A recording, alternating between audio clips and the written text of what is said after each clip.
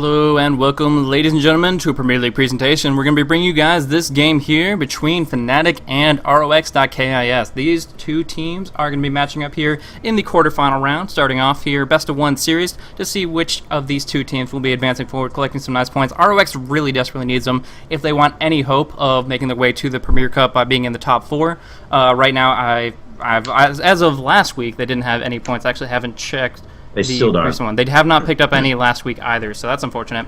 But yeah, they absolutely need to pick up something here, and unfortunately, it's not the best of time for them. They're going up against a team that is currently at a team house, organizing and developing new strategies and improving their play, whereas RoX are kind of on the opposite end of the spectrum. Since the drama with Starladder and the accusations towards Solo there, they have lost one of their players, and they have been, I guess, restructuring quite a bit as TPOH is a stand-in for them, and then Nexus, a player that they've played with quite a bit in the past, but hasn't really been seen too much as far as acting on this team under this logo here. So, should be interesting, but do you have any thoughts on this matchup? Well, I'll give you the scoop here on RoX.KIS. Dread has announced a sort of a break, a hiatus from competitive play.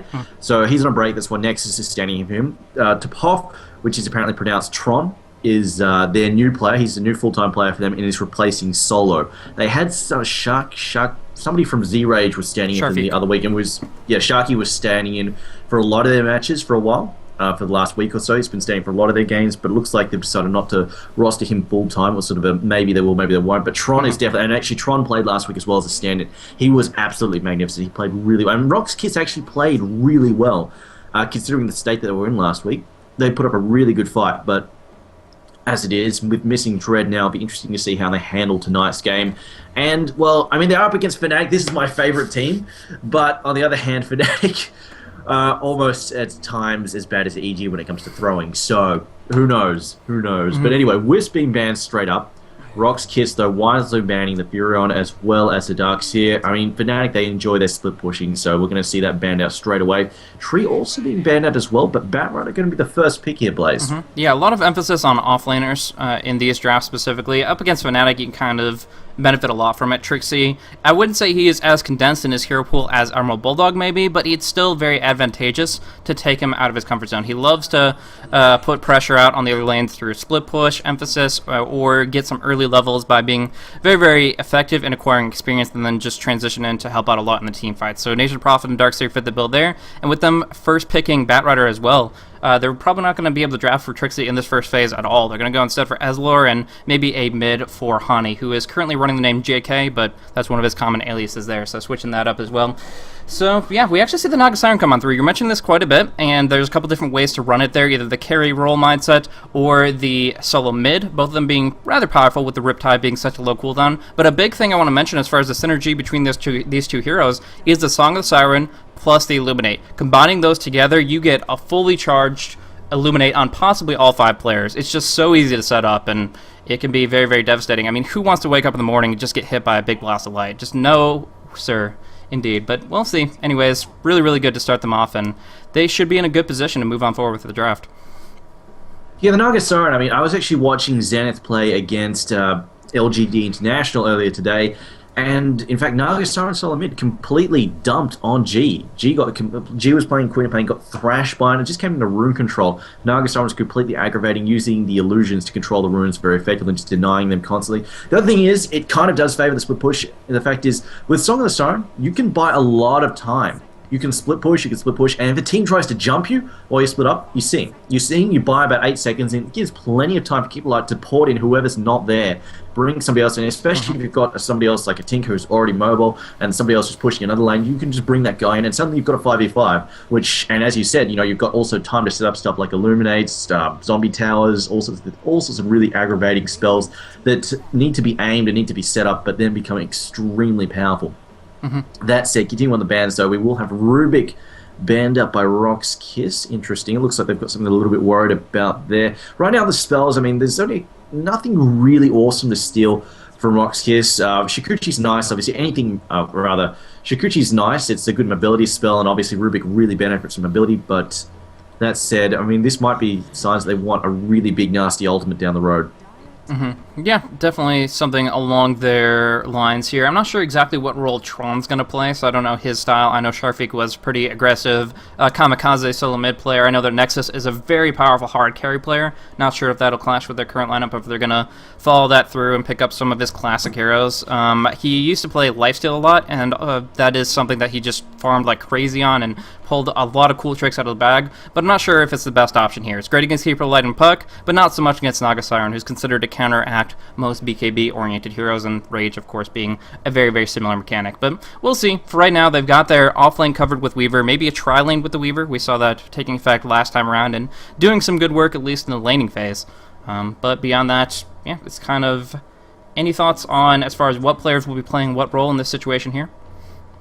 I mean, with RoX.KIS's current unstable lineup, it could be anybody's guess. I'm not sure how they're sorting things out. I mean, players who are previously playing one position, maybe rotated to a different position, they're probably still experimenting as we speak, so really no guesses. I kind of expected BZZ to still be the one position, just because I don't really see him transitioning from that. And Vanskor has really proven to be an incredibly powerful support player, so I kind of think those guys will sort of stick to their 1/5 positions a lot. And there we go, a Lich. Okay, so no.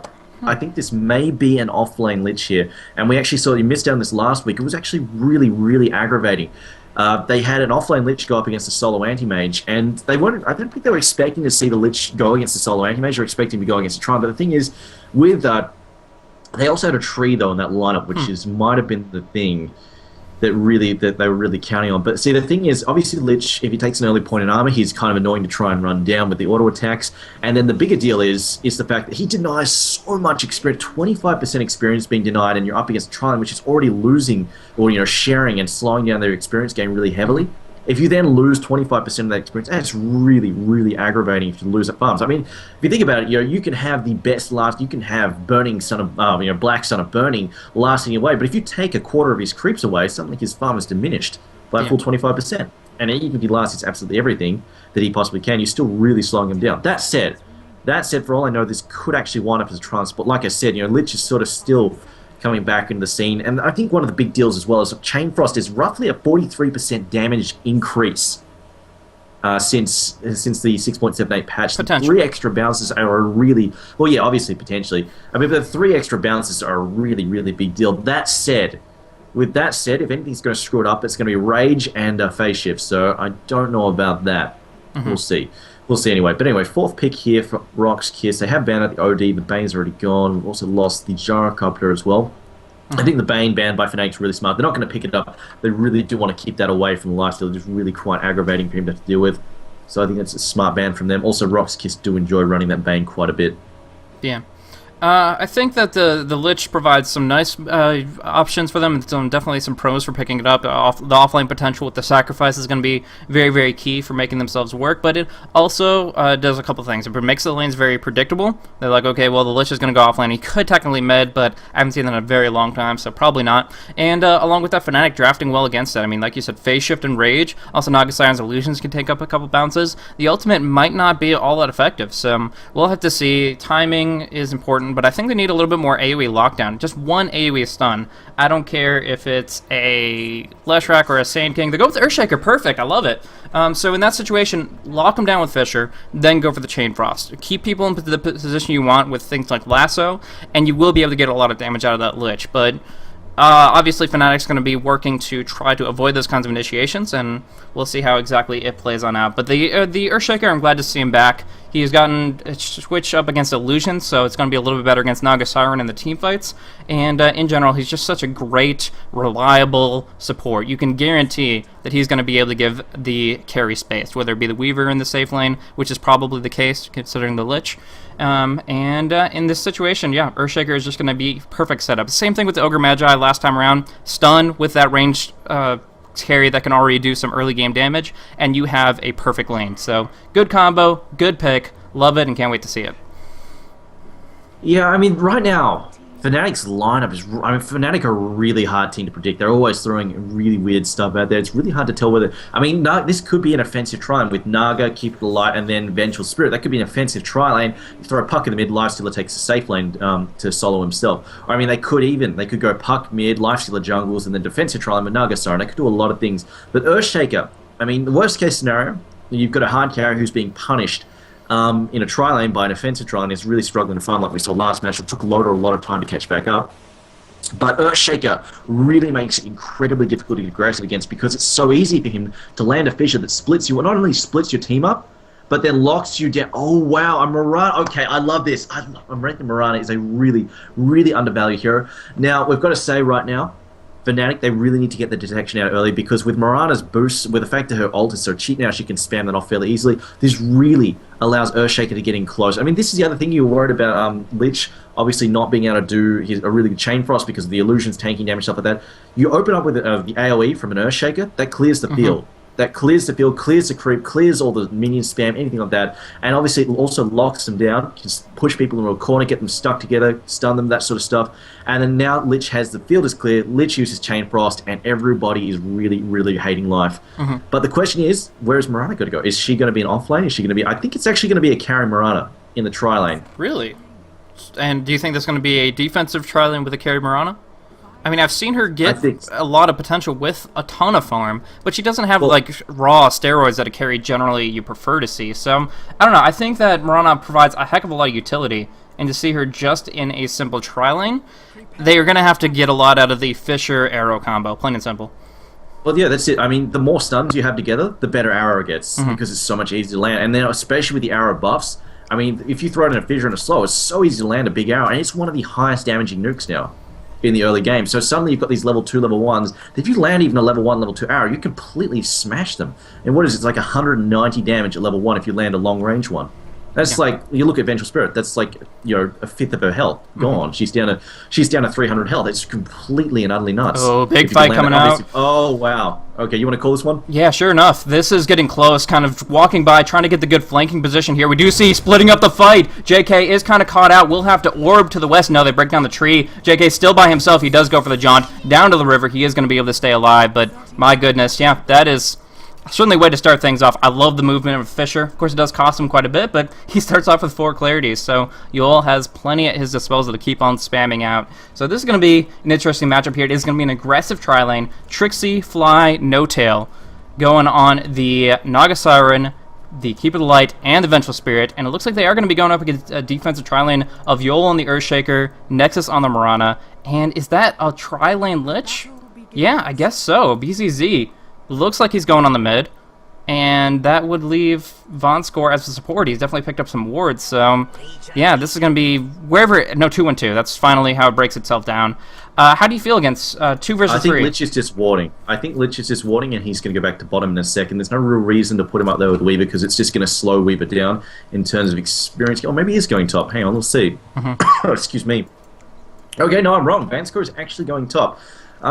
That's an interesting decision, because Yol, like, this is a problem. Yol can't pull if by himself. If Lich doesn't come back down here, like, Yol doesn't want to pull by himself because, you know, sure, the fish is nice, but it's going to be really easy for Fly to come in there and steal it, or even just, you know, go over there and really pressure him and try and kill him.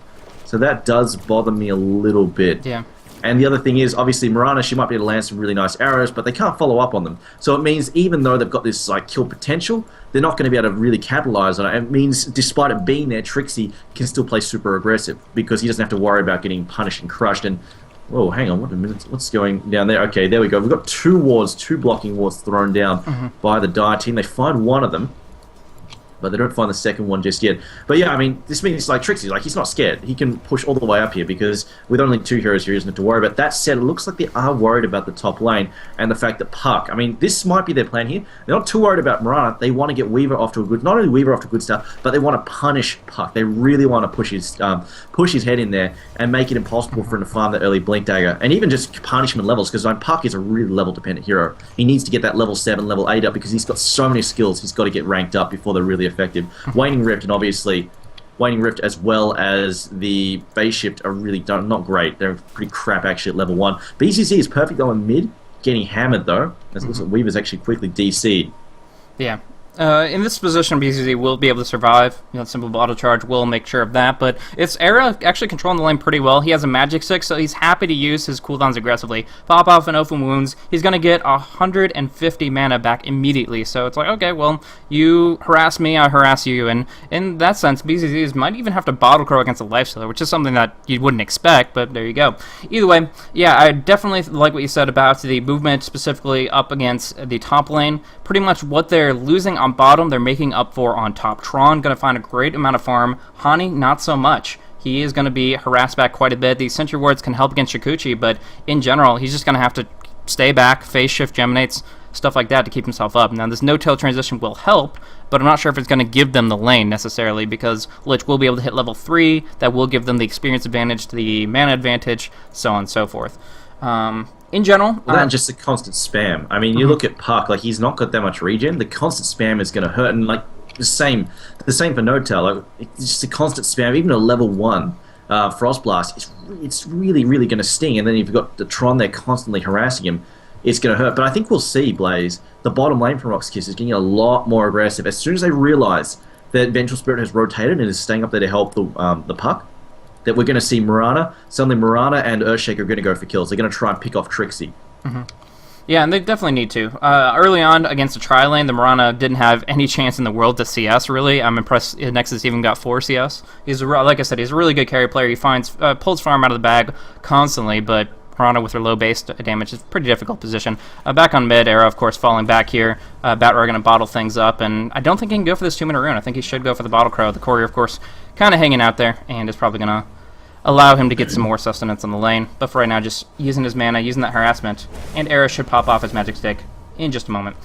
There he goes. Anyways, Taste Rune going to be picked up by Vonskor, and it is actually going to try to guarantee Batroar the rune, but instead it's going to be haste on to No-Tail. Oh, goodness, Vonskor should be able to get the kill here. Weaver could try to come help him out, but now No-Tail dead in the water. Vonskor just comes up on the high ground. One more Frost Blast. Going to go for the missile here, and JK is actually going to be able to do quite a bit of damage. Not enough, though, as he is able to dodge out of the orb just because of that high movement speed. So, does save No-Tail's life. Very nice for them, but yeah, of course it isn't just what they wanted it to be. I'm kind of a WTF moment there. Like, that should have been a free First Blood. I mean, Tron should have come over there and helped him out. I mean, I guess he maybe thought that he should be able to kill No-Tail on his own, but I mean, he had another Frost Blast coming up. He had the mana to use it. Just, I don't know why. That they didn't go over there and take that. I mean, they really could. Obviously, Lich could really use that. And slowing down the supports, especially in the early phase, means the Courier upgrade or the next set of wards, the detection, that sort of stuff. Although that said, it's going to come out slower. Now BZZ is perfect. Again, that harasser. You're right, Era. As soon as BZZ tries to harass him, gets in close, Era just rages up and says, you know what, I'm going to rape you. Yeah. I'm going to completely and utterly destroy you. And look at that, just twice in a row, he's almost died. Just from the rage, just rages right through those stacks and then just tears them apart with open wounds. Now we do see Yol getting a good flanking position behind. Trixie going to go for the Fisher. He does block it off, but no stun, no damage. So, honestly, just got some area denial. That's not going to cost them too much here. Trixie still has his Riptide available and is actually feeling confident since Fisher is on cooldown for the moment. So, harasses them back a little bit. That Chakra Span doing work. Meanwhile, in top lane, Weaver going to pop off a Salve. Just trying to go in and out and play his little game. And, yeah, honestly, I think that most of these lanes are going to be kind of a moot point, just nulled out between the two until the first blood comes down. Like, Era is definitely going to win mid. BZZ is just going to hold on with Bottle Crow. But there isn't that much as far as huge dominance until we see a big kill. The arrow comes down to fly, though, after the Fisher, and that is Nexus picking up that first blood. They were waiting for it. They found the timing, and actually ranking up the arrow just to get the most damage out of it. They set it up, and that is going to be some much-needed farm on the Mirana. So that kind of breaks down that little equilibrium between the lanes. Now it's going to be kind of much more in favor of RoX.KIS down on bottom, and that also allows Yol to transition mid to try to help out against this Life Stealer. He won't be able to kill him necessarily, but he could force him back. Yeah, I think that first Fissure attempt wasn't actually, like, they were trying to pick off Keeper. They weren't going for Naga there, but he just mistimed it and ended up trapping him on the wrong side. That second one definitely paid dividends. I mean, that's just, I mean, especially with Keeper's low, really low health pool, level 1. Oh, yeah, he got nerfed in 6.73. It's just so easy. As soon as he gets hit by a Fissure, if the arrow lands up there, I mean, he's gone. There is no way he's living through it, especially since it's level 2 arrow. Mirana, though, actually opting to now start maxing out Starstorm. Now, I mean, this is partially, I mean, it gives some decent AoE damage. Here comes the Creeper in the way, and she holds it. Smart move there. But, I mean, this is just it. The kill potential right now. Trixie's going to have to be so careful. And then she might just go for an arrow, goes out, catches Fly. Do we have a Fissure up 2 seconds here? The auto attacks him. This should be a kill. Here we go. Fissure to block. She could go for a leap and 2, decides not to. I think smart move in the end. She would have just got netted and probably killed off as well. I mean, she could have... I mean, if she wanted a man mode up, it was an option there. Sure. Definitely the opening setup for him. But just this combo lane... Loving seeing it, Earthshaker Mirana. Haven't seen it in a very long time, but it is very powerful. You know, on mid lane, Batrider is going to take some harassment. The Rage will expire, so Arrow will take some damage from this Firefly. Could be trying to bait him in with a Flame Break. They get the Napalm stack. This should be Arrow's death here. He goes in too deep. He doesn't invest into a creep, and he will be dropped down. Wanted to continue his rampage on the lane. You want to just say, okay, well, over and over and over, this has worked before. I have Phase Boots now, so I can stick on him all I want. But in the end, without the Rage being long enough duration, he unfortunately wasn't able to hold his ground there, so just kind of dropped down to the fire and the flame. That gives amazing amount of experience to BZZ. Just, I don't think BZZ did bait him that hard. He had a double damage. I think he would have killed him regardless. But anyway, I mean, in the end, bit of a misplay there from Era, and it looks, oh, that could be dangerous. Decides to go for it. They don't have a Fissure up. And right now, Earthshaker doesn't have enough mana. I mean, this is probably the biggest weakness to him, the fact that he only has so many spells available just because of his really, really crappy mana pool. Yeah, exactly. Starting off with 4 clarities, and he's used every one of them. Not that they haven't paid off. I mean, they've already picked up 2 kills in the lane, so they're just working out. And Mirana now sitting pretty well on the farm. That said, Era still leading the way there. His mid lane has gone exceedingly well from despite that sort of misplay there earlier.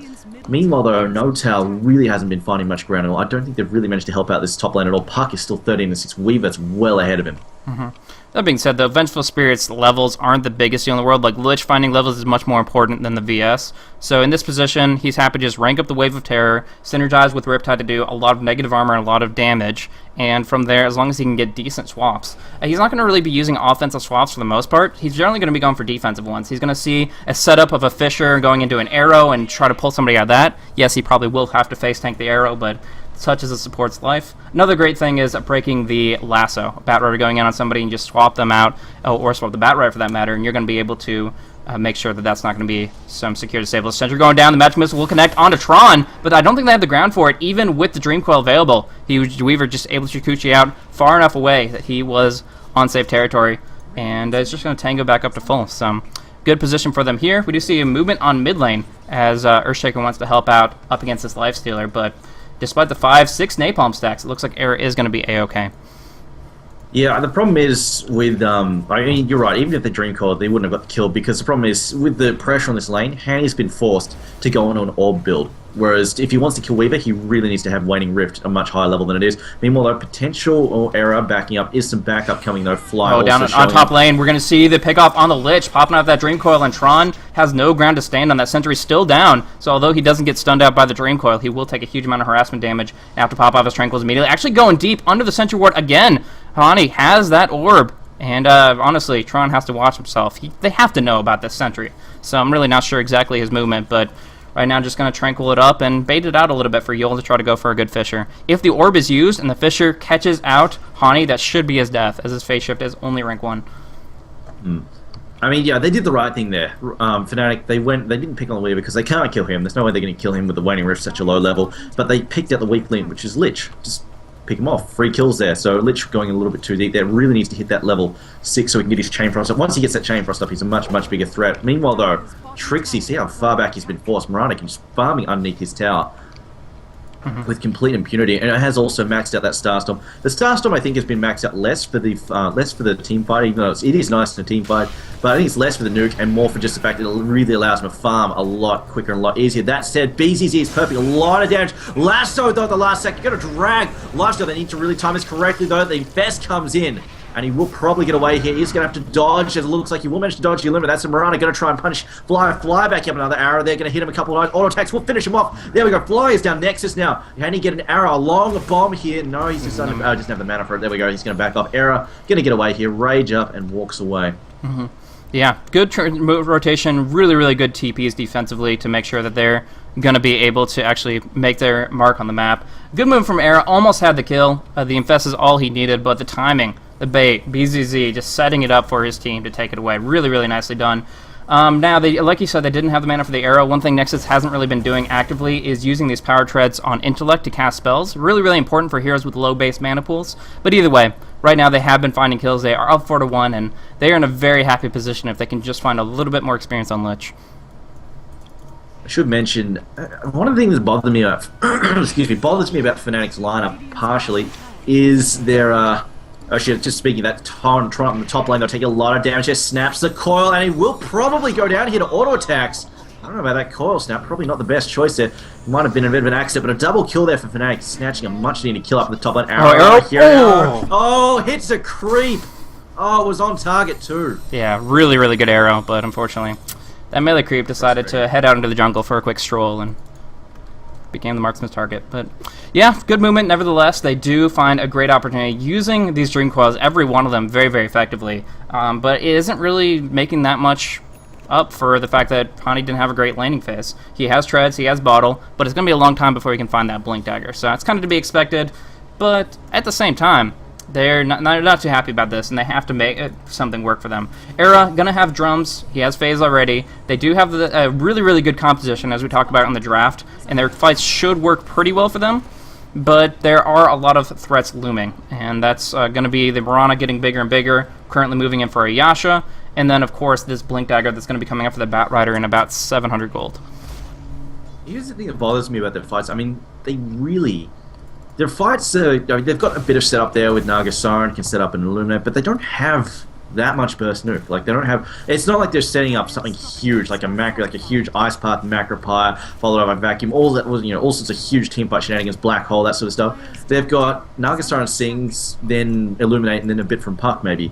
Whereas the counter attack there, you've got Chain Frost and Echo Slam, and then Fissure and Starstorm, all these really high damage nukes. I mean, you land a close range Starstorm, that's a lot of damage, especially, around the 25-minute mark.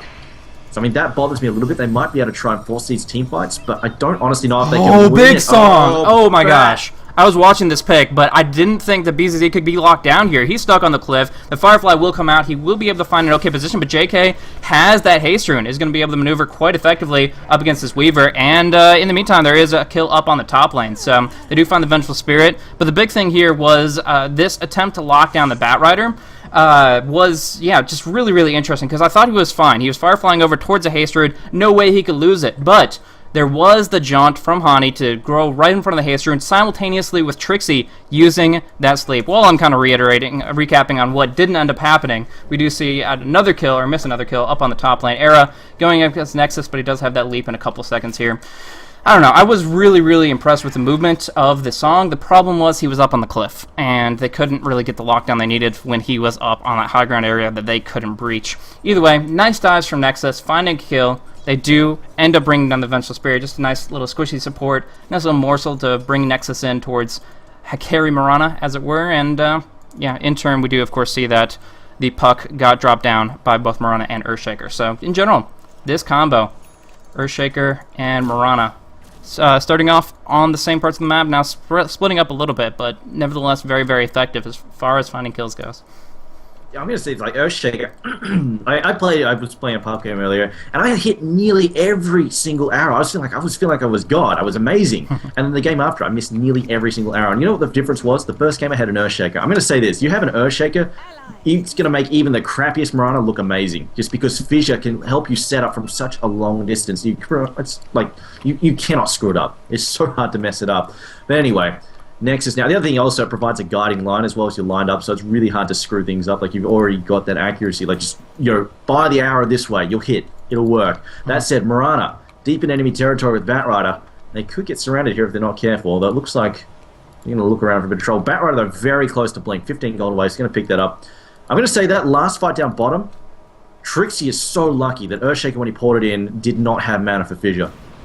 The fact that he wasted that mana, the fact that he wasted Song earlier as well was a big problem, because, I mean, sure, they went for the kill on Bat Rider, but like you said, it didn't pay off. And then level 1 Song, that's a 3-minute, like, it's still cooling down right now. Yeah.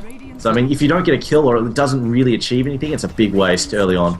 Unfortunately. It's as bad as blowing a black hole. Mm-hmm. Yeah, very, very true. Honestly, it's a very long cooldown. They didn't get to capitalize on it. A lot of things didn't go their way there. Along with that, now we're going to be seeing as a result of surviving, BZZ is going to be able to find his Blink Dagger here. So he has been farming away. He will be able to be mobile and active. There will be an attempt to pick him off in the mid lane. I think they have enough. Yeah, they rotate the Vengeful Spirit in. They certainly have enough now. Fisher almost flying out to try to help him, but no way, no how. Ani will take some harassment. Arrow going deep on Yul, but not going to find the kill here. Anyways, kind of back and forth. The regeneration rune picked up by Puck. JK wants to go deep, but can't get his spells off before the regen expires. Anyways, one thing I want to highlight on before the action breaks out. Actually, no, it's going to be JK finding a solo kill on Yul right here. No problem. And this should result in a tier 1 tower as their main turtle hero, the Earthshaker, has fallen. So, easy pickoffs, no fortification. They do get a tier 1 for their troubles, and that is the first tower kill of the game. So, pretty important as Puck gets the last hit on that. One thing that happened up on the top lane was an attempt to go for a Moonlight Shadow gank up on top, but with a good placement of this Dire lane ward, they saw it coming, they hid underneath their tier 1 tower, and there was no chance for Nexus to find an opening there. So, good vision from Fnatic, good control, and they're certainly not out of this game just yet. I mean, this thing, the Moonlight Shadow, you've got to make sure you back off. It's pretty much like smoking up. You've got to make sure you back off so they can't see Arrow. They're going to port up top to stop the push up here. Nexus has just been up there steadily pushing away. He has managed to pick up another 1,600 gold. We'll see what he goes for next. He has gone for the early Asher, but whether or not...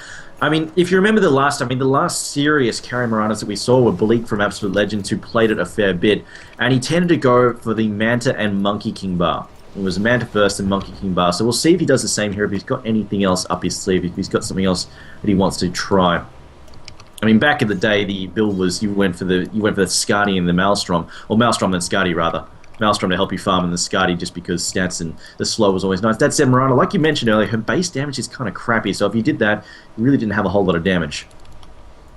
So, but I think that's kind of been made up for now. Nexus has Basilius, Ayasha. He has a lot more right-click potential, and as he moves in towards Manta and other good items like that, he's going to be in a good position to make things work for him. The question is whether or not he'll find that. We do see Initiation coming on the open wounds. There's the swap, not simultaneously with that leap. Instead, it's going to be Yul turning around with his ultimate popped off. Great Fisher, great movement. Nexus actually going to have to pop off his invis to try to get on out of here. So yeah, they should be fine. I don't think anybody brought detection. It's a little early in the game for that, but looks like Weaver wants to go on in. They do connect with a single Fisher. There is going to be a Blink initiation, but there is Hani turning around with beautiful silence action, and there is going to be the orb. He was caught in the Dream Coil, running around in circles underneath the sentry, and that was just not their fight to take. Weaver went in with the assumption of invisibility. Same thing with Batrider, but unfortunately for them, that sentry, although they couldn't pursue with it under the tower, they certainly had it at their disposal here, but a nice deny coming in from Nexus, turning what could have been a very, very bad situation into an okay one. At JK going in, oh, the Infest out of range, unfortunately. Era's open wounds is only rank 2 as well, so they couldn't pursue on that. Unfortunately, Arrow coming out. Oh! Oh my god! Wow. He's gonna die to the tower. Speaking of late arrivals, Lich, I'm surprised he didn't port to that fight. He was level 6. Like, he had Chain Frost. Why didn't he come into the fight? He sat bottom and just farmed. But yeah, wow, that hour. Jesus Christ. I think if he held the phase shift in full, that it wouldn't have been no problem, but he... Even though it's a really short duration, I mean, it is only 0.75 seconds, speed but... hours, bottom lane. Oh, really? Hotel gets hit again. Wow. Yeah, and Mirana's going to finish... Oh, maybe not. Net comes down. He could leap. No, leaps away. Looks like Weaver, though, will finish. Another ward, though, down. Tries for a desperation swap. But all it's going to be is an opportunity for them to bring down Trixie. The tier 1 tower still stands, so they're not going to go for the arrow here, but... Good arrows by Nexus. Unfortunately, just Tawny trying to survive, but... Yeah, that rank 1 phase shift, he was just in panic mode, and I think he canceled it a little bit early. He goes in for this Dream Coil, which so far has been very effective. He does phase out of that Chain Frost, but it's still bouncing, doing quite a bit of damage here. BZZ drops down the lasso onto Arrow, but it's a very short-term disable, and he is going to fall in the end. So, ultimate, two ultimates in exchange for one, but in the end, Fnatic is the one to pick up the kill. So, this game, pretty back and forth as far as kills go. Currently sitting at 10-9, but now putting pressure down on this tier 1 bottom. It's been fortified, a lot of right clicks going on in. The last hit is going to end up going to the Dire. They're going to be able to get the deny here. I don't think Hani was actually trying to phase shift the arrow. I don't think they saw it. Oh, he phase shift. Like, it just... He phase shift. I don't think he was trying to actually dodge the tower I'm right pretty click sure or something. Tower, yeah. He was trying to No, I mean, I think he was trying to get rid of tower aggro. Didn't realize there was an arrow coming in and he's got slam bite in the butt. Yeah. Because it was nighttime, so he probably couldn't see it. Absolutely. Especially if he's clicking down the lane back towards his base. It looks like, looks like they're going to go for a kill here, and wow, Nake's bomb. Big Nake's bomb ready to go. Somebody's going to try and port in here to defend, and they're going to get a very, very nasty surprise, most likely. Nexus did send out a scouting arrow. I'm not sure what vision it provided, but they seem to be pretty aware that this is not a position to defend. But I think that Fnatic's going to keep it up. Fly's just going to continue to Chakra Magic, Illuminate, push, and eventually somebody's got to come to defend, and that's the opportunity for Fnatic to get huge punishing potential. They've got all the wards in the world. They can deck Invis, as long as they don't take creep aggro here, but it looks like No Tail will indeed, as the smoke is not up any longer. So going on in, they will just go for a standard push. JK is actually going to be brought to mid. So Nake's bomb in the mid lane with this recall. They're going to go for TB Weaver. Oh my gosh, that damage from the Illuminate. They just completely annihilate him. Era coming on in to try to bring down Nexus. Popping off that. They're not going to be able to get any stuns out. So that is going to be successful TP away for the Mirana. And it looks like you'll be able to sneak on out of there as well. But what damage that Illuminate. Charged up to full, max rank. Just completely destroys that Weaver, and they get the silence off before he can go for the time lapse. Surprise attack coming from above. They do bring him down very, very quickly. And this Weaver has actually comped quite a few deaths this game. 2, 3, and 0 is the KDA of this Weaver. Not exactly what you're looking for. And yet again, a creep. Hanging out in the jungle. He's just too squishy. Yeah. It is the problem. Like, too squishy, and he's getting hit by. The biggest problem for him is his mobility is being limited. He can't cast. He can't get it. He's being hit by Dream Coil and then Waning Rift. There's just no way for him to avoid this damage. You know, the big thing in the Weaver is hit and run. You're really difficult to lock down, but against Puck, not so much, and it's really, really punishing him. Yeah. One thing I want to bring up here is the experience in the goal at the moment. It's currently heavily in favor of Fnatic. 4K lead now. They were in a deficit. They have managed to turn that around very nicely. Experience as well has also been turned around. That said, Mirana is still in a good position, and she was very close. Has she finished picking it up yet? She was going for the Manta style. She's very close, about 80 gold away. She'll have that fairly soon. I mean, that was their big lead early on. That said, though, potential fight here. Batrider jumps in, lassos Arrow. Arrow in a lot of trouble. Arrow comes through, hits an illusion, unfortunately. Fly, though, is stuck, and he's got Nakes inside him. Oh, this is unfortunate. They're missing all the damage. That's it. There's the damage. Tron gets wrecked. Illuminate comes through. Gonna hit Mirana as well as Lich. Lich throws down the Chain Frost. Does nothing. Absolutely nothing at all. Mirana leaps out, snapping the core, but she will get away. And it looks like they will stall. They will manage to stall the Roshan attempt. BZZ. BZZ is not perfect. He is dead. Arrow comes out, going to impact on a Magic Immune Arrow that does not care at all. And Mirana now, the next person in trouble there. Arrow, though, getting blocked off by Yul's Fissure. Gotta love the Yul Fissures. They have been really on point, separating the fight, catching out that Keeper Light. Could have been great for them, but just going on that high ground was not their position. Fnatic spreading out perfectly against the Chain Frost, and like you said, did absolutely nothing. He cast it on the Magic Immune Nyx. He had his armlet. He had no chance of dying. So, in general, they have just taken this fight so darn well. Another arrow flies on through, but the past 3 have not been effective. That one just whiffing entirely. The first one hitting on Illusion, and the second one hitting on the Rage Snake. So, those have been the arrows have been the thing that sets the fight for the RoX.KIS. It hasn't been the lassos. It's all been about the arrows, but just not finding it there, unfortunately. And Fnatic take the Roche away. They felt confident to take it because they did have the continuing to be ranked Vengeful Aura from No Tail, as well as the Wave of Terror. Add into that the Riptide, and you have yourself a lot of physical right-click damage. So they do have the Aegis now up and available onto Era. He's going to go for his Sanjin Yasha for hard mobility, just race car around, trying to stay on top of the Weaver, who's going to be Shikuchiing on and getting maximum movement speed in that regard. So it's going to be interesting. A lot of very, very fast core heroes moving on about. We'll see actually who can lock which down in the subsequent team fights. As far as that smoke, I think it was in range of that Observer ward, so they probably have a pretty good idea of what's forthcoming. Yeah, I think they're... Well, I assume they're aware that said Tron is sticking... maybe not. I mean, Tron's just going to sit here and doesn't seem to be too worried about it. Unfortunate. This could be a really, really good kill for them. Wrecked. Yeah. They have the lockdown easily. He's just going to be blink, Waning Rift, there we go, Nake's bomb dead. They mustn't have seen it, they must have been paying attention to the map. That or maybe the warp was just out of range. But I just want to bring something up. Earthshaker has a blink now, so I mean, if anything's going to change team fights entirely, it's Earthshaker having the initiation values. You're not just relying on the lasso to get in there. You've got the Echo Slams. They're going to be on point. They're going to do a ton of damage because that's something we haven't seen so far. Is Earthshaker dishing out the Echo Slams? He really hasn't been using them all that much, just because he's not been able to get into position for them. It's he's been pretty much just a walking fissure. Obviously, it's been really effective for the arrow, but that said, getting in here, especially when the illusions are all clustered up, he's going to dish out a ton of damage. Yeah, it's going to be very scary. And like you said, that's their mechanism for cleaning fights up, the battlefield up as far as creeps and illusions, which will set up those Chain Frosts to be bigger and better. He has 3 stuns available with this Aftershock that's now been maxed out. So 1.5 second stuns on each of those at minimum. And with that, Yoel's going to be able to set up Chain Frost very, very nicely. So it's going to be harder and harder for Fnatic to go for raw pushes. And it means that they're going to have to be very confident going into their next fights. We do see coming out, it is going to be the Sanjin Yasha finish for Era. He's going to be having a lot of great raw stats in general. He's going to have some good strength, some good agility, so good attack speed, good movement speed. He's going to be very, very quick. But we're going to have to see exactly how the team fights plan out, if he's going to be beefy enough to handle this himself, because right now Naga Siren doesn't have that much to her. She's moving in towards the Lincoln Sphere, I believe, so going to be in a good position once she acquires it. But for right now, sitting on a brace in her purse, that's really not so good raw item stats. Well, I've got to say, I really agree with Era's build. He's up. I mean, right now, the 2 main heroes he's up against that he's got to contend with in the fight are Weaver and Mirana. Both of these very, very mobile in fights. Mirana with a leap, and obviously long range, she can get in and out of the fight fairly easily. Weaver, of course, one of the more mobile heroes in the game.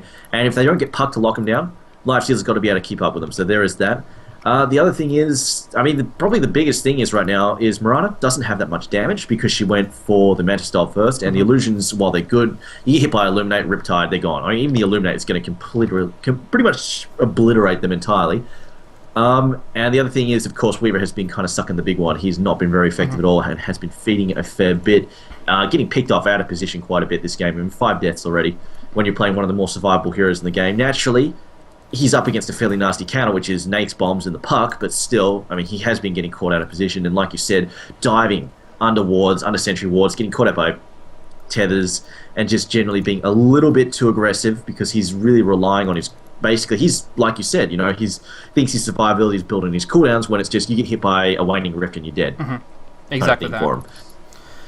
Now, the Manta Style on Mirana, like you said, it doesn't provide that much damage, only a certain amount of agility, but what it lacks in that raw damage output, I think it makes up for in spades by utility. You can dodge out so many different things and avoid other... the Magic Missile, big, even if it's only rank 1, is still big stun in the midst of a team fight. I think it can dodge out the net as well, but don't quote me on that. But the big thing here is the now rank 2 Blinding Light. That is an 80% mischance for 4 full seconds. Nexus is going to time it so that his Manta Style can dispel it immediately, and from there he can actually output substantial amounts of damage rather than just missing 3 auto attacks consecutively. So it's actually pretty important for him to be able to pick that up, and he can follow that up with some good raw stat items. So I'm not exactly sure exactly what he's going to be looking for, but I mean, there's plenty of different items that will provide good amounts of agility, but whatever he does get will build up further and further towards the late game, where the illusions will scale alongside with him himself. Yeah, of course. I mean, obviously one of the more common builds was the Monkey King bar for the Mana Star, but of course one of the big downsides to that was, well, it doesn't benefit the illusions. The illusions don't benefit from the raw damage, and they can't proc. I'm pretty sure they can't proc the mini bash just either, the true strike. So yeah, so I mean that's not very good at all for them.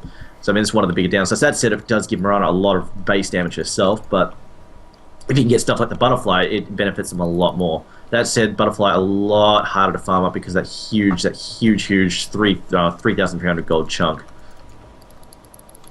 That said, though, against this particular lineup, it would help a bit just because I don't think Lifesteal is likely to try and get the counter for it, which is the Monkey King bar. Like you said, he's gone for the race car build, and he tends to sort of try and build semi-tanky as well because he doesn't want to get pinned down in the fights.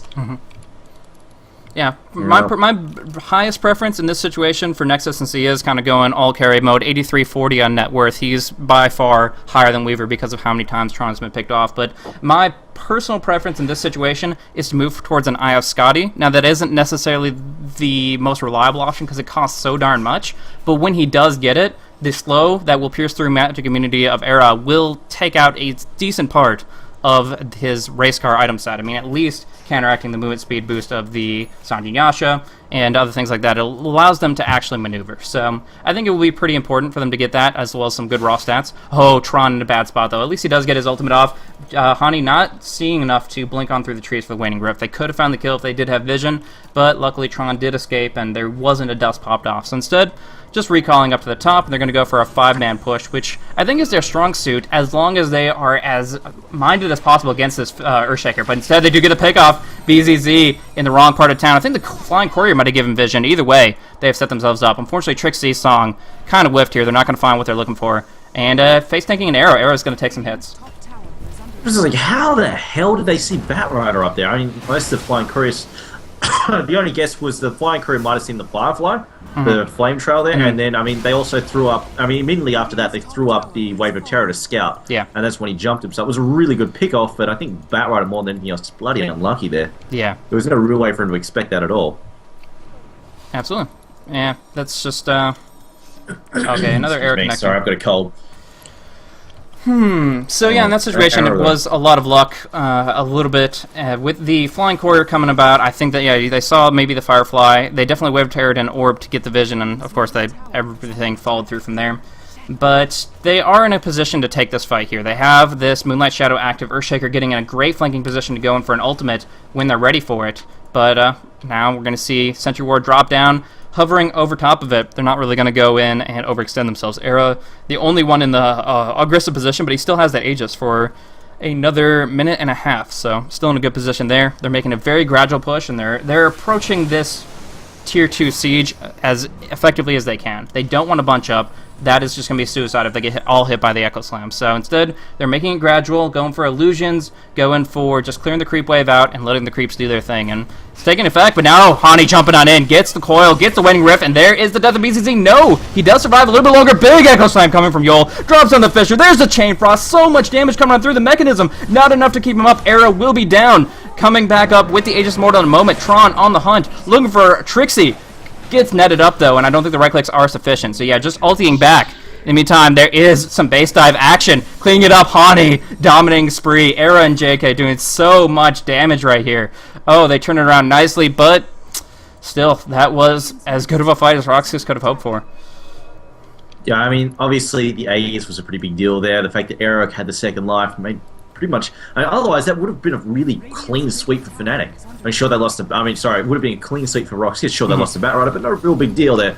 But as it is, the Aegis not only gets them the fight back, they win the fight, but they also take the tower as well. So definitely an aggravating turnout there for RoX.KIS. Otherwise, though, Weaver, though, I think he's building towards a Desolator here. That'll definitely help out a lot against Lifesteal, who doesn't have that much armor. I mean, pretty much cut his armor in half there. The question is what Mirana... Actually, Mirana might be doing the same. No, that wouldn't make sense. I think she might actually be doing the BKB instead, we'll see. Although she might actually be doing the Deso and then the BKB for Weaver. Because Weaver's been so easy to pick off, but... I don't know, they've both been sitting on that Mithril Hammer. I mean, for all we know, that Mithril Hammer there on Mirana could actually be potentially a Maelstrom. Yeah, I wouldn't hate that either. So, yeah, a lot of different options for Nexus. We'll see exactly what he decides to pursue. We do see a pickoff coming on through from Puck. Just good movement here. The Blink Initiation, popping off the lasso. They do find a kill on one of the highest level heroes of Fnatic. Speaking of levels, I think that's one of the things that made such a big impact on that fight, is Lich just got 2 levels straight. He was level 9 in that engagement. He didn't have his rank 2 ulti. Now he has kind of got made up for lost ground a little bit here as he's moving in very quickly towards his mechanism, and he has found his level 11. But when your Lich is being out-leveled by a Vengeful Spirit, generally speaking, you feel like you've kind of lost that matchup there from the supports. So in that perspective, if Chainfrost rank 2 had been in that fight, they would have been so much more happy about that Echo Slam Fisher combo and just setting it up for the Lich to decimate everything. But unfortunately, wasn't in the cards. Lich a little bit too underleveled, and as a result, especially with that Aegis Immortal, as you mentioned, Fnatic just made him look like chumps. That fight broke down very, very quickly. So instead, RoX.KIS are losing ground rapidly. They've lost all their outer tier towers, and if we look at the experience graph, we do see over 13,000 advantage in favor of Fnatic, even 15,000 for the gold graph. So just so much working out for them right now. And honestly, RoX.KIS is going to have to pull something out of the bag.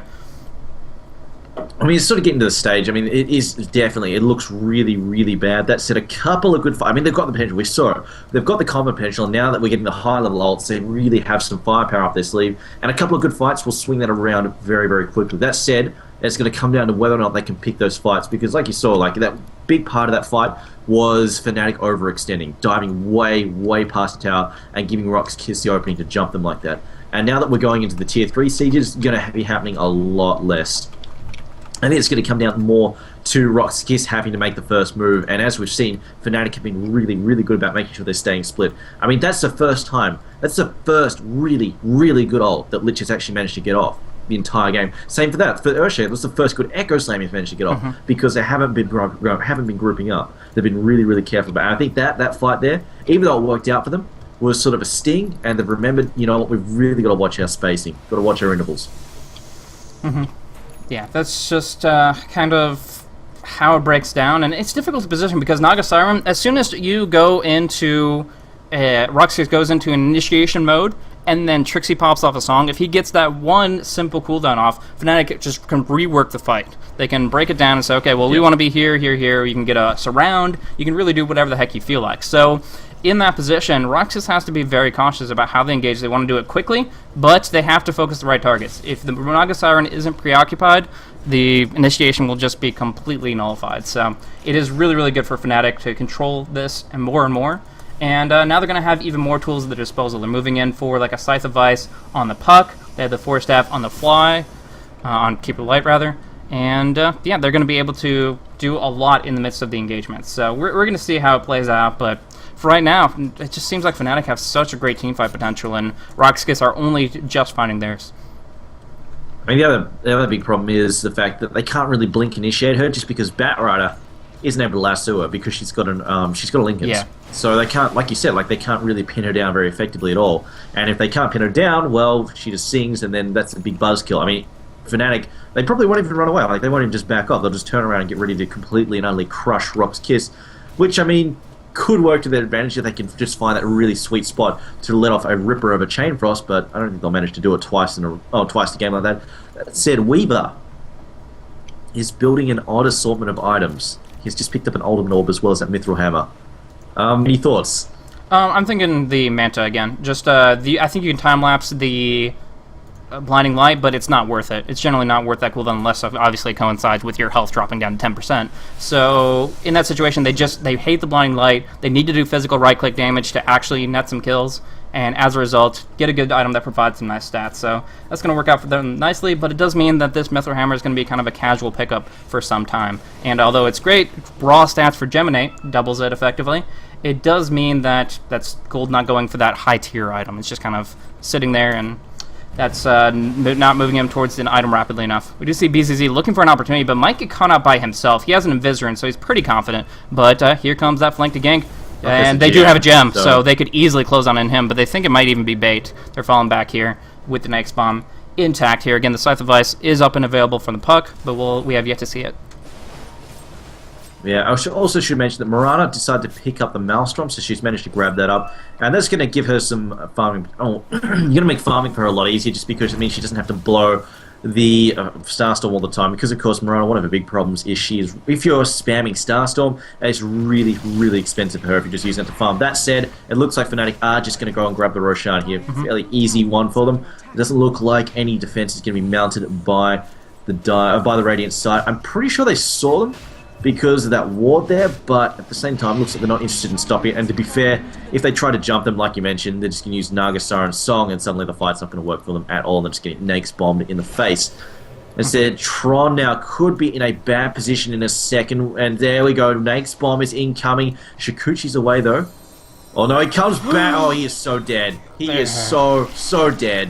No way he's getting out of that. Nice wait, Fisher comes in. Time-lapse is back. Oh, the save coming in, although that said, here we go, open wounds, and now he's dead. Yeah, give it the old try. Nice move again from Earthshaker. Yul has enough mobility to make plays like that happen, but unfortunately not changing anything here. Nexus going for the kill on fly, but there is going to be an Illumate to the face instead. Trixie popping off that song, which is only a short cooldown, and now we do see... Oh, the recall! Yeah, just dropping down perfectly. They had them 3 versus 1, so why not add in a 4th? They just completely destroyed that, and instead, BCZ with the Invisorin isn't going to be able to find what he's looking for. Yes, there is no song, but they aren't comfortable with this kind of engagement. They have Chain Frost in the jungle, but they don't have their mech. And so without any follow-up right-click damage, they'll bring a lot of people low, but nobody down to the grave, and that's what they need right now. So in this position, Fnatic just continue to dominate across the map, using really, really good maneuvers with the Keeper Light, and yeah, they have just such control of this situation right here. I mean, that was just classic what we were talking about earlier at the start of the draft. You sing, and then you relocate somebody, and suddenly you could just completely destroy a fight like that. Well, not really. It was a fight that was more of a sort of beating them up more than anything else. Just completely utterly ruined Miranda there. But as it is, Era now chewing away on the tower. There's not much they can do here. I mean, like you said, they've got the Chain Frost, sure, but the problem is Rage. And then suddenly the Chain Frost is useless. And Era is going to be having free reign here to chop away the tower. Miranda will be up a sec. They still have the Glyph up if they want to pop that. Looks like they're going to hold onto it for now, though. It's going to let the tower fall. Not too worried about the tower. More the Barracks all they've got to really worry about at the moment there. The blink in from Park doesn't have the Nate's bomb, but Batrider likely to get dropped here. He will get blown apart there. Era now also moving. Arrow goes out, gonna miss though. Open wounds down Miranda. Miranda though popping Moonlight Shadow, gets bashed there and will just get away with Moonlight Shadow saving his life. Meanwhile, the Weaver trying to help, but just does not have the damage at all to really contest with Era at all. Era toggling the armor off, can turn it back on in a second. Just completely and utterly be unkillable for Weaver. Weaver just does not have nearly enough damage right now. 160 damage at the 35-minute mark. Not enough at all.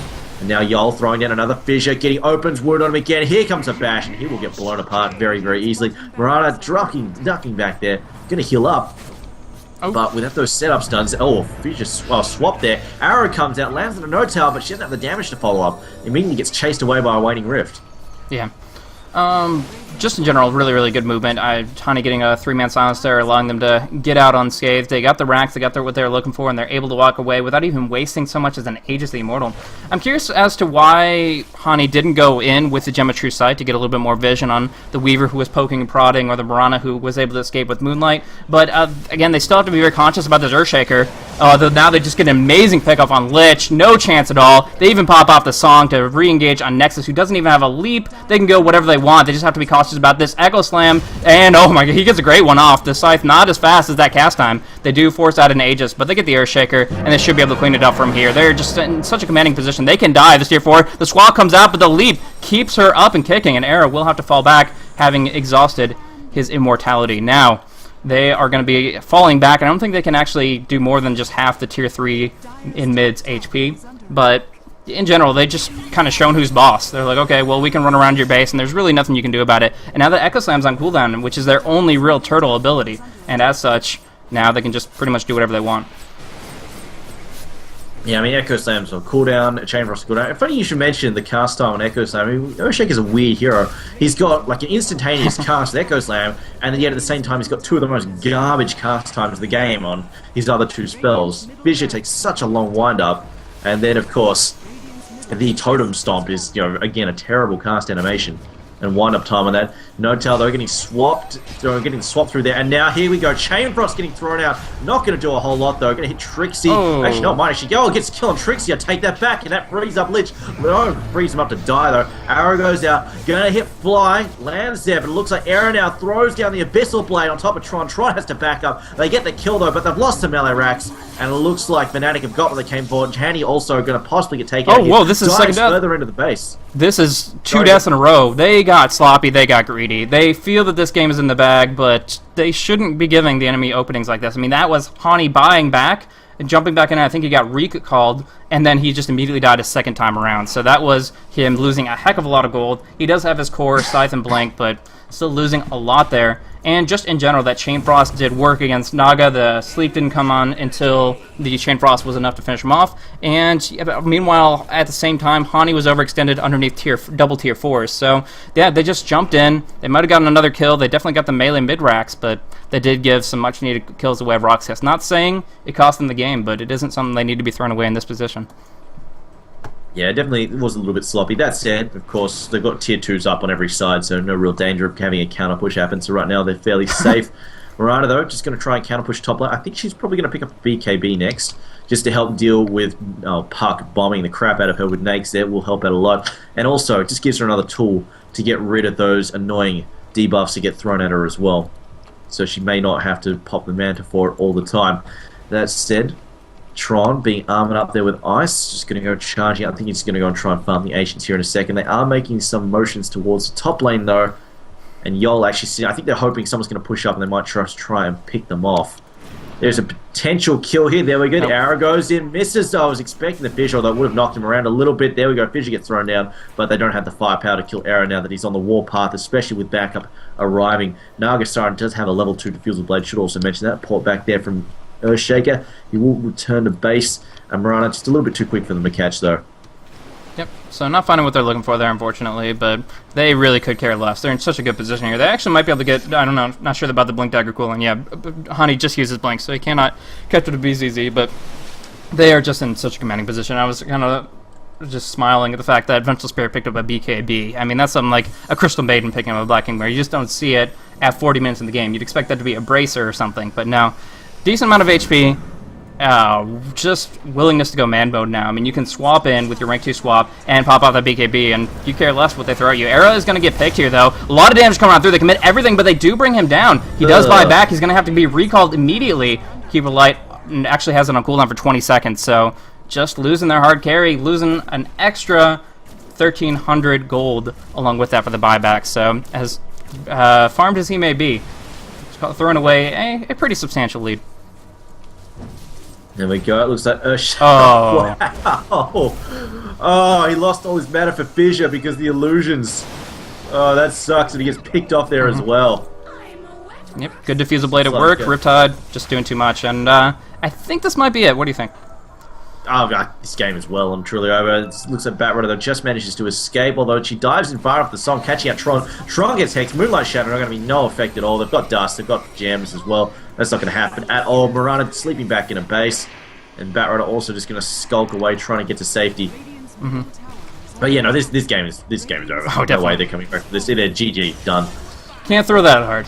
No, like you said, Fnatic can match EG in that sense on some occasions, but honestly, they can do the exact opposite as well. Fnatic has made some amazing comebacks, mixed for some awesome to watch roller coaster Dota, but just showing that they still have so much strength in their coordination in their team fights, and some of that may have to do with the fact that they're all side by side in their gaming house, or just the fact that they're just such strong individually. Either way, right now, doing a lot of work, having a lot of fun. They take this game away very, very effectively. Ending CS, we see 220 on the Naga Siren, 195 on that Lifestealer. KDA for the Lifestealers 12, 3, and 16. Hani setting up 12, 5, and 14, so a lot of kills and assists for him himself. That has a lot to do with the Nyx Bomb and their general movement. I think general pace of the game was decided based on the fact that Lich couldn't do too much up on top lane. As soon as Puck got level 6, which was actually before the Lich or the Weaver was able to, he used every Dream Coil so very, very effectively. If he didn't do that, I feel that the Mirana and Earthshaker might have been able to steamroll out of control, but in general, just the way that Hani played with those Dream Coils was really, really amazing. Like, he always made them work, he always made them relevant, and they took their fights away very, very effectively. So, looks like he does get picked off by a couple of Echoes coming in from the Rygor there, but other thought that I had was the fact that the Naga Siren picked up a well-timed Linken's, which nullified the potential, as you were talking about, for the Batrider jump on in. He did get the Force Staff eventually, so he could have used that to take off the Linken's and then go for the lasso, but in general, Batrider could not stop the song, and with that, RoX.KIS didn't have the potential to make sure that the fight was theirs. They had one good opportunity, but Lich was too far underleveled, so all in all, a great game, but Fnatic showing their strength in individually, as a team, and taking it away. I would say this game was won and lost on the back of those Nyx bombs. Puck, his mobility in the mid game, just completely. I mean, and Weaver just getting picked off so many times for those Nyx bombs, and the fight's being set up time after time after time by Puck jumping in there, and not so much the Dream. Like the Dream Coil's obviously great, but getting the Waning Rift and then just letting Nyx loose and just completely and utterly destroying them. And they didn't even need to sing half the time to control those fights. It was just really, really powerful. That said, I mean, the Mirana combo was really good. I mean, the early game, it controlled the lane. They completely stomped that bottom lane when they forced the rotation. The Lich, obviously, I think, yeah, the Lich didn't do so great this game. Unfortunately, like, he forced the rotation, but he needed more. Like, he needed a bit more experience, unfortunately, and that and Weaver did not get. Considering the fact that Weaver and Lich were having a really good time that lane, completely pushed Puck around. I think that both those heroes should have been in a much better position, except Weaver died so many freaking times, and then with Weaver dying as well as Lich was also getting picked off frequently up there as well, because he was a target of choice for them. So I think they were probably a little bit too aggressive in the end. They should have cooled it down a little bit, and then not. Obviously if Weaver had gotten up a few items earlier, it could have been an entirely different game. Another important part that we haven't really talked about is Fly picking up 3 Crystallises. I mean, that right-click damage really stacks up when you pretty much guarantee your crits. So I would say as lore MVP based on his late-game carry potential, and well played to him. But no, as a whole, Nice game by Fnatic. We'll be seeing them going up against Alliance in just a minute here, guys, so stay tuned. These are back-to-back games. If you haven't seen the Cup format, it's pretty simple. We pretty much go 10 hours straight. Dota, Dota, Dota. Sure? I thought it was Quantic versus KIS next. Actually, yeah, I'll double-check the schedule just to make sure. It looks like 18 o'clock CT, or 1800 CET is the scheduled time, so you're right. We're going to be looking at Quantic versus KIS, but later on, 2 hours from now, we're going to be looking at Fnatic going up against Alliance, and that should be an awesome match, as we have seen those two teams up against each other previously, and they just make amazing games happen. So really cool to see this game here, but we do see RoX.KIS, unfortunately, they are yet again not taking any points away from this cup here. So that kind of to be expected based on stand-ins and game houses and other out-of-game factors, but in general, they gave it a fighting shot. I love the Mirana Earthshaker. I want to see more of it. But in general, they are going to have a tough time looking to qualify for the Premier Cup. They'll still continue to play, of course, through the competitive cups and try to build up their strategy as a team. But for right now, mathematically, it doesn't seem probable that they're going to be moving on to the Premier Cup in a few weeks here. But anyways, Fnatic move on forward. They guarantee themselves some points, and we'll see them up against Alliance in a couple of hours. So next game coming up, Quantic KIS. Going to be an interesting match itself. Thank you guys so much for tuning on in, and we'll see you guys in the next one.